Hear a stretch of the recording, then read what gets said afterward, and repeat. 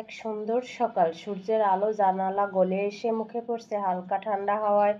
মনটা চনমনে হয়ে উঠল। এমন সকালে মন চাই কিছু হেলদি আর মজাদার খাবার।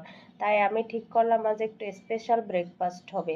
প্রথমেই চুলায় চাপালাম 2টা ডিম পোস্ট। আমি ঝাল একটু বেশি পছন্দ করি, তাই চিলি ফ্লেক্স ঢাললাম একটু হাত খুলেই।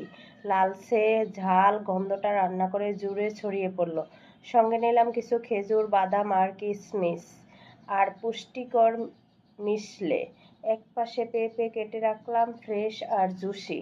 আর এখন আসলো ম্যাজিক উপকরণ, টোকমা দানা।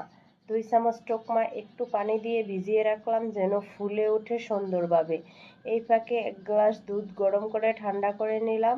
ঠান্ডা দুধে দিয়ে দিলাম ভেজানো টোকমা দানা আর তার সঙ্গে 1 চামচ মধু। সব মিলিয়ে এক অপূর্ব পানীয় তৈরি হলো। টোকমা দুধ আর মধুর মিষ্টি শীতল মেলবন্ধন।